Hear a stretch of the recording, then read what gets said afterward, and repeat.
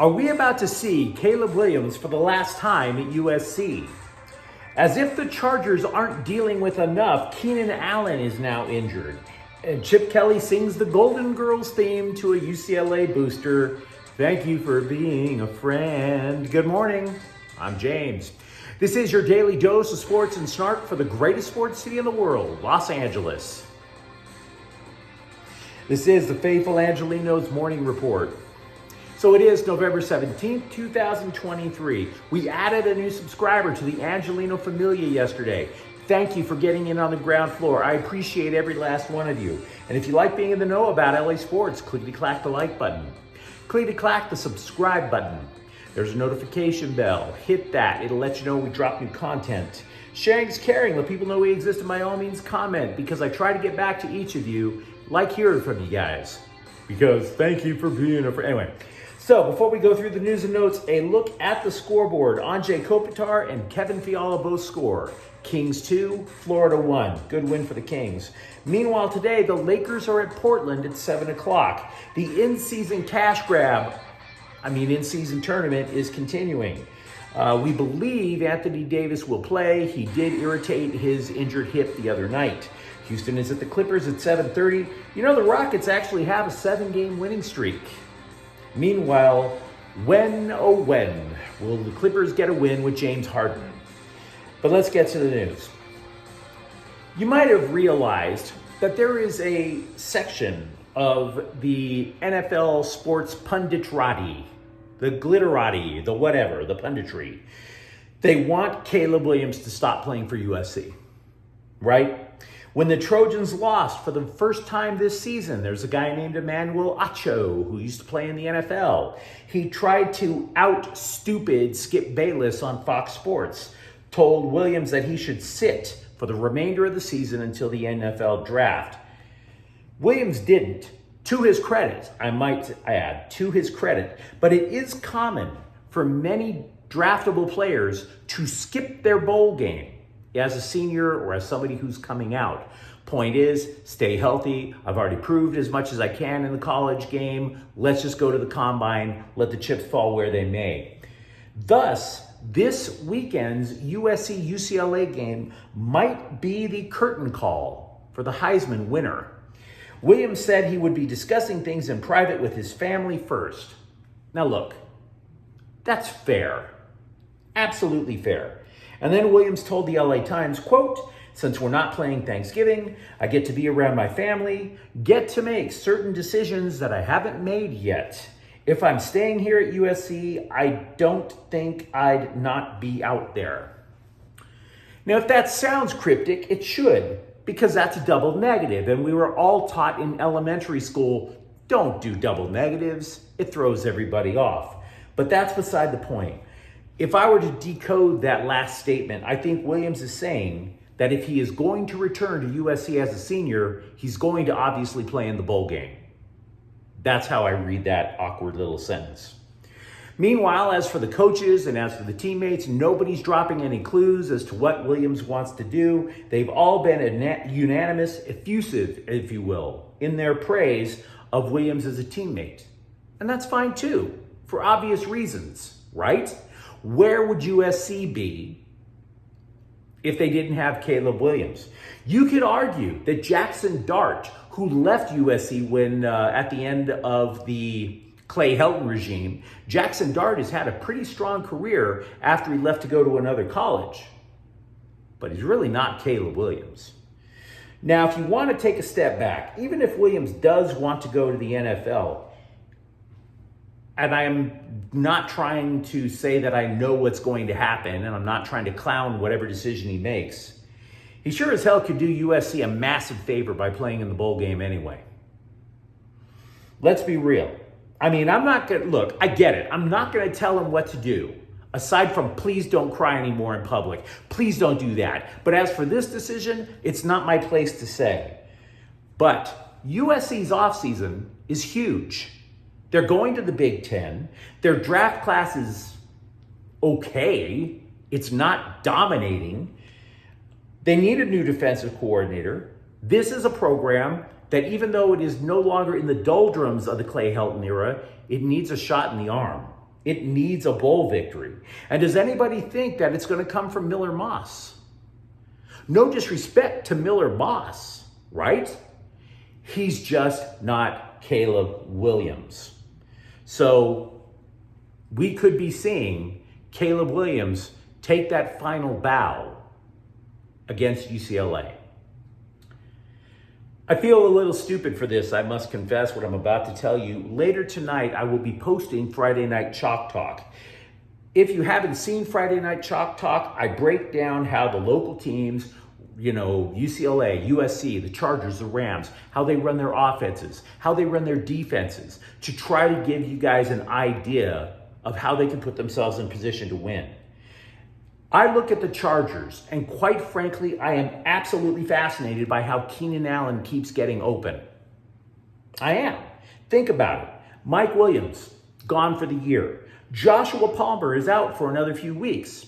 Austin Eckler is really not that good of a running back. So the Chargers offense is completely Justin Herbert to Keenan Allen over and over and over. How the hell does that work, right? So I've been looking through the tape, and I'm going to break it down tonight. But now, Keenan Allen has a sprained acromioclavicular joint, the AC joint that you hear so much about. Now, he still says he's going to play, but for those of you who don't know how the AC joint works, where the AC joint is, it is going to impact him on Sunday. Absolutely. The AC joint is here. It's where the clavicle meets the acromion, and it's linked together just above the shoulder. It helps out with the whole shoulder joint. And there's a little bit of tendon. There's not a tendon. There's some. It's a tendon. Anyway. The upshot is this: it gets hurt because you can get muscle or other things caught up in between there. Weightlifters have a lot of problems with their AC joints. If they put on too much weight, if they practice bad form, the AC joint would literally pinch the muscle inside your arms and your shoulders. Super painful, absolutely painful. Now imagine you're a wide receiver lifting your arms above your head to catch a pass. Trouble. It's trouble. Everybody should have a friend. Nobody really wants to be alone in this world. I say that, of course, during the holidays. But Chip Kelly definitely has a friend. Despite all of the negativity that has surrounded the UCLA football program, he has a friend. And that friend has a lot of money. His name is Casey Wasserman, a big-time donor to Bruins athletics. Now, you might recall through the course of this week, we've been talking about a report that claims that Chip Kelly is on the outs because many donors to UCLA athletics allegedly will not contribute to the football team so long as Kelly is the head coach. To be real, I have no idea if that report is legit. The idea that Kelly could be fired as soon as this weekend if UCLA loses to the Trojans. And even if he beats the Trojans, he gets allegedly one more game against Cal. Do I buy that story? I don't know. I just don't know. But as for donors, we have Wasserman, who said that talk of ridding Kelly, just getting rid of Kelly, is, quote, ridiculous, unquote. Now, for those who are curious, if you've never heard the name before, Wasserman is an entertainment executive, he's a sports agent, and he's the owner of the LA Avengers from the defunct Arena Football League. Now, I'm not claiming that I know everything about football, but if you think you can make football work on a hockey rink, there's a pretty good chance you don't know what makes a good football coach. I'm just saying. But money talks. It most definitely does. The NBA fined Paul George of the Clippers $35,000 for complaining about the officials after a loss in Denver. He played it's tough when you have to play the extra 3 card. Translation, he basically claimed that the refs were in it for the Denver Nuggets. Now look, it's not an original joke, right?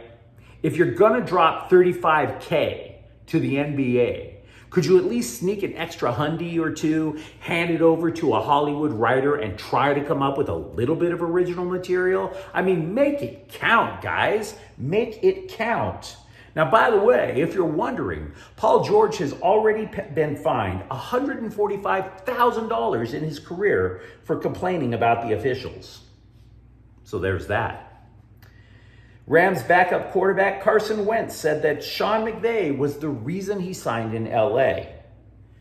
And then he added what I would say is the real reason. That he had been out of work for 6 months and the fun employment had to come to an end at some time or another, right? You got to make some do-re-mi because that free government cheese ain't coming in at all times. Quote, time was ticking at some point. It's been weird waiting and seeing the landscape of everything. But when I had the chance to come here, it just felt right, unquote. Meanwhile, Matthew Stafford, the actual starting quarterback, says he plans to play through pain because, quote, I've done it before, unquote. Dude, you come from Detroit. We knew. We totally knew.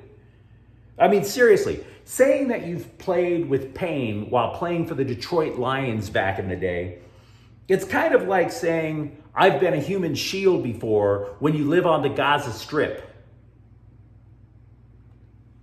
Too soon?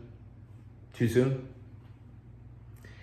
The Dodgers have signed reliever Ricky Vanasco to a 1-year deal. They acquired him from Texas in June, spent the rest of the year in the minors. He compiled a 1-4 record with 42 strikeouts and double in AAA. And if you are thinking, big whoop, I don't really blame you, because obviously that name was not on this big-ass list of players that the Dodgers are allegedly interested in. We'll keep an eye on that, of course, through the course of the offseason. But you let me know what you think in the comments thread. Do you believe Caleb Williams is bowing out before a bowl game? Do you believe that Keenan Allen can be effective with a blasted AC joint? And if you enjoyed the content, don't forget to subscribe to Faithful Angelenos. We talk LA sports here every single day. And thank you for watching. I'm James. We'll be back later tonight with Friday Night Chalk Talk. Faithful Angelenos is a Keenan Corte El Queso production. Take care.